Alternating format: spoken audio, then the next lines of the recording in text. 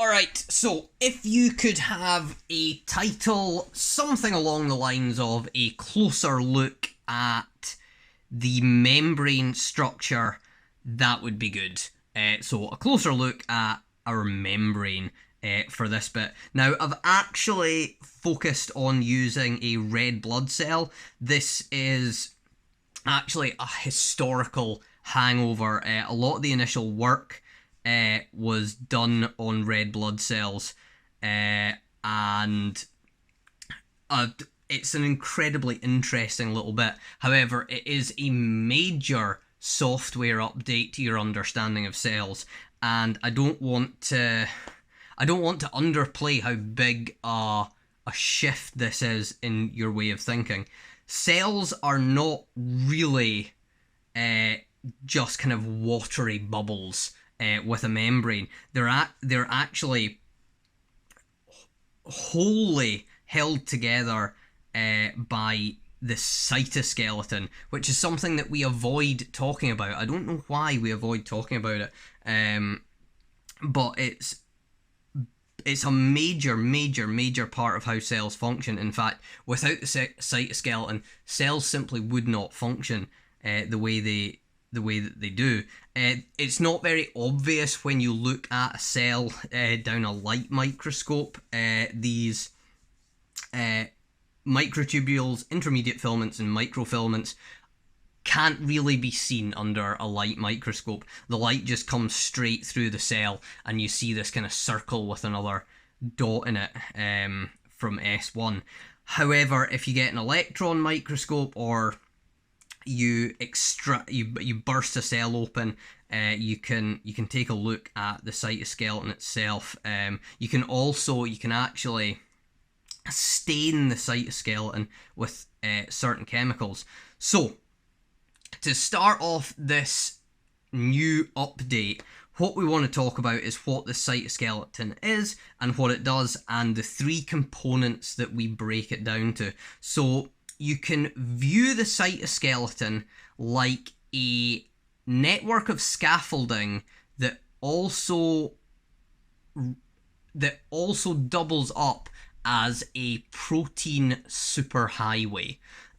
So what we've got is, first we've got microfilaments. Their main job is tensile strength, so cells can't just be deformed too much. As you can see, I have tried to do light lines like these ones across the cell, and especially in the central bit, because our erythrocyte, or red blood cell, has this biconcave shape, and that biconcave shape is because of that cytoskeleton. It's what holds the actual shape of that cell in position.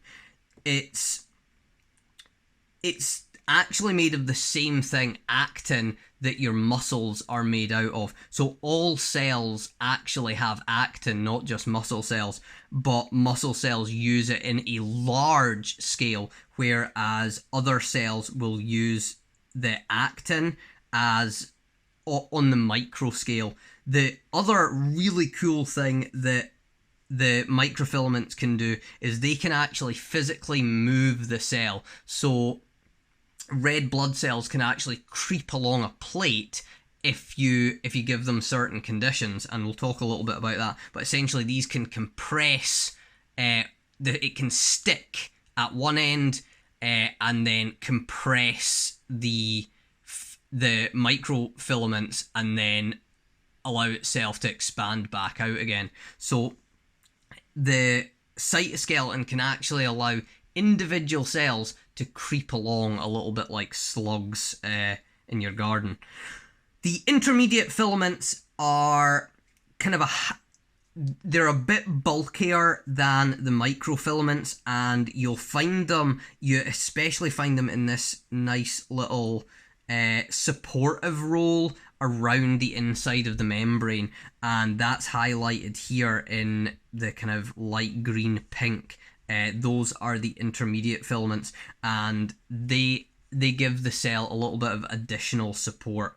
The microtubules are the most interesting. We're actually going to talk a little bit more about these later on, but the microtubules are actually hollow. So they have a hollow center, and they are significantly larger in diameter than the microfilaments or the intermediate filaments. I think they're nearly 3 times the diameter of the microfilaments. So they are significantly bigger. They are organized by this little thing here, and we'll go on and talk about that in a bit more detail. So these thick bits here, they are our microtubules, and our centrosome will organize all of those microtubules, and it's capable of making alterations to the cell. So it's a really important structure. Now, when we take a closer look at the membrane, it's really important that you know it's complicated, but you also know that you don't need to remember all the complications about it. So the mainstay is our phospholipid. So our phospholipid makes up most of our membrane structure. We have got proteins that are embedded into the membrane. So those are integral proteins that are also transmembrane, and they are actually connected to the cytoskeleton, so they can actually allow signals to pass from the outside through this protein, through the membrane essentially, and then onto the cytoskeleton, and changes can be made to the cytoskeleton in that way. Or they can release a cascade effect with enzymes or G proteins, which we'll come on to a little bit later. That membrane is made up of 3 main components. You've got the phospholipid, which we've been droning on about since National 5. We've also got steroids that are in there. Now, steroids can both be signaling molecules, or they can be found in a multiplicity of roles, one of which is changing the membrane structure slightly. So those steroids that are there are things like cholesterol, and they change the character of the lipid membrane. They can make it slightly more mobile or slightly less mobile. They can have little bits of change of charge over a large area. They can also float about as kind of fields or islands within the membrane. So remember, this is a fluid mosaic model. So this is a snapshot. These are actually moving and wobbling and undulating as the cell goes about its business. So you've got steroids embedded in the membrane, changes the character of it. You've also got these things which you do not need to know about, but I'm just chucking it in as it's not as simple as just phospholipids, but you don't need to commit this stuff to memory. So the sphingolipid is like the phospholipid, but it's really only got one tail, and those that R1 and that R2, those are groups that can be altered to once again give the membrane a little bit of different characteristic. So not all cell membranes are the same. If you take a look at the red blood cell membrane, it's going to have a very different makeup of phospholipids, steroids, and sphingolipids than a nerve cell would have, and it gives the cell a slightly different functionality. Right, the last thing that's the coolest thing, which we kind of touched on, was the idea that cells can drag themselves along. So the movement of cells in a way that they will go across a surface is chemotaxis. This does not mean that blood flow is chemotaxis. What this means is if a red blood cell got stuck on the side of a capillary, it could move along that capillary by chemotaxis, so it could drag itself along a capillary. It basically hunts down smell. So the smell in this context would be different molecules all called chemokines. Any molecule that a cell will respond to by movement is a chemokine. So there's a bunch, all molecules that signal to the cell can be grouped under one huge family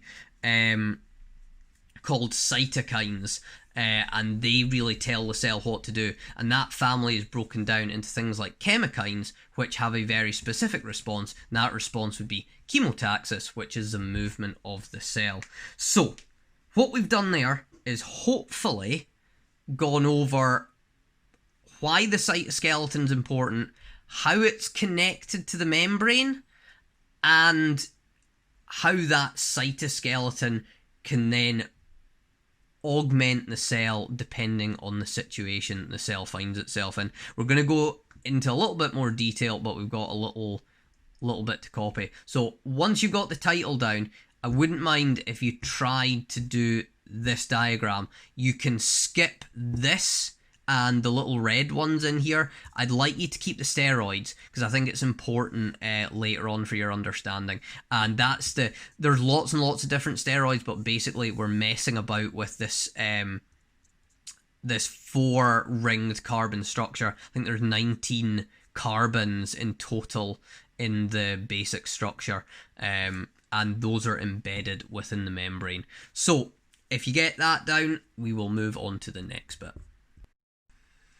Right, so if you imagine yourself, there's a huge amount of you that is orientated towards deciding what your environment's telling you, what the light levels are, what smells there are. Something very interesting I learned yesterday was that you actually have nasal cycles where one side of your nose gets basically engorged with blood to slow the speed of the molecules that are passing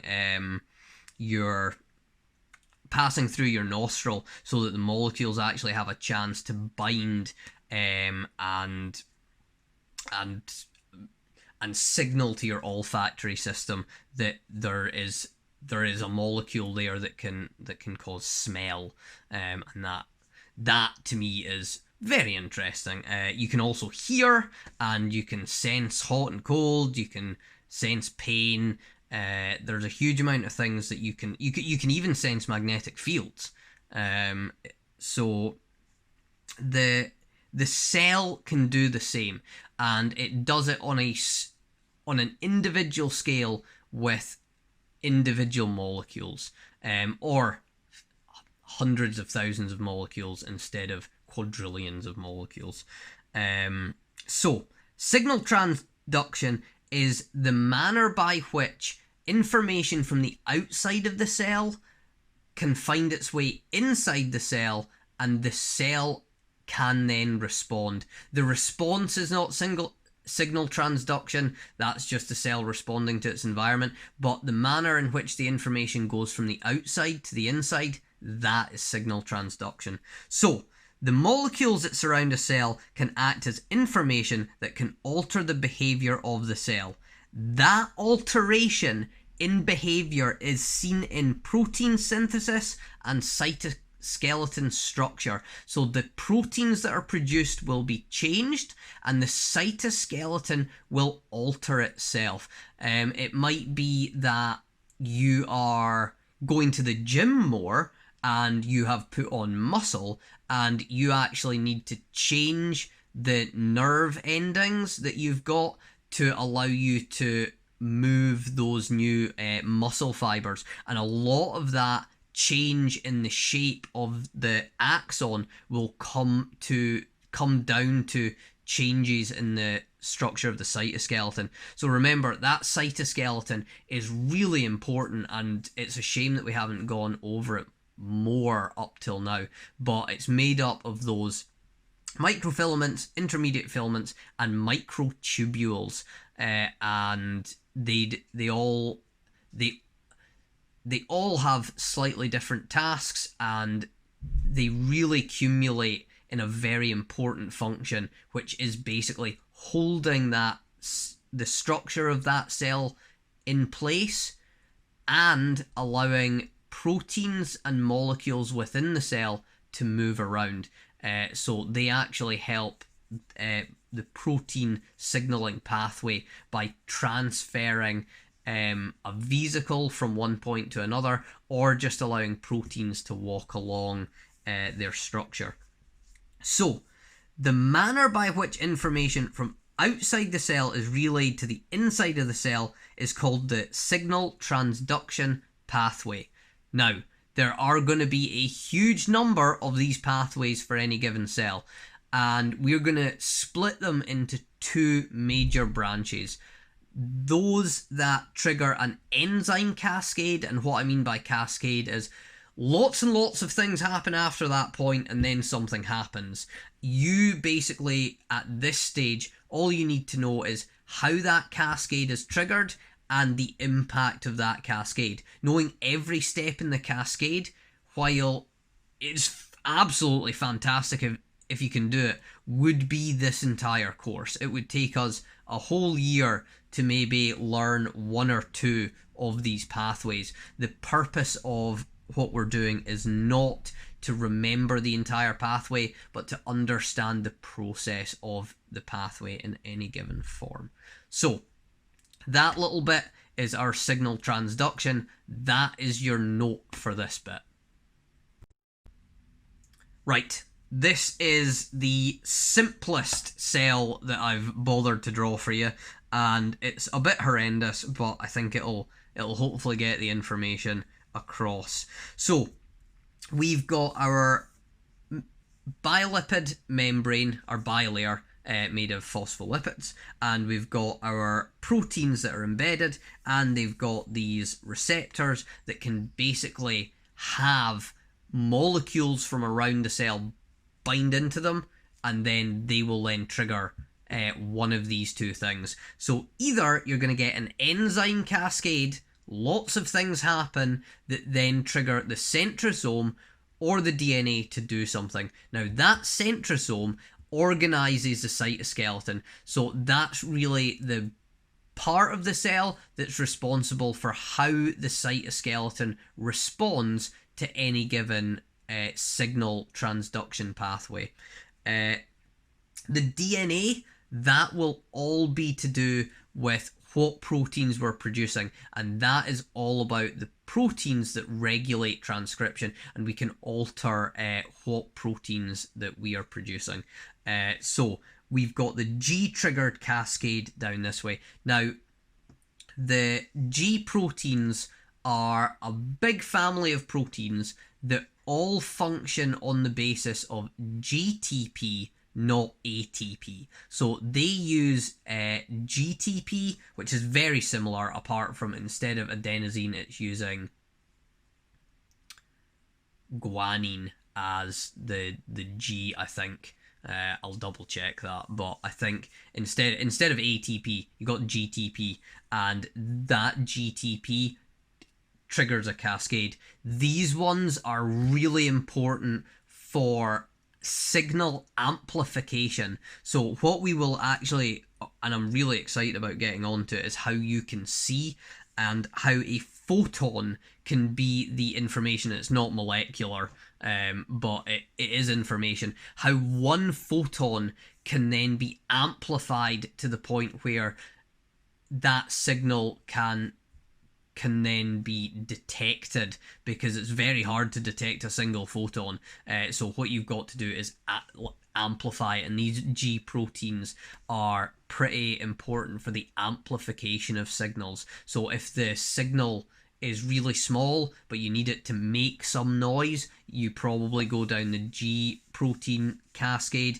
If there's enough of the signal and you just need to change something, then the enzyme cascade is probably what you're going to focus on more, but you would need to do a lot more reading on that area to get any more than a surface glancing blow.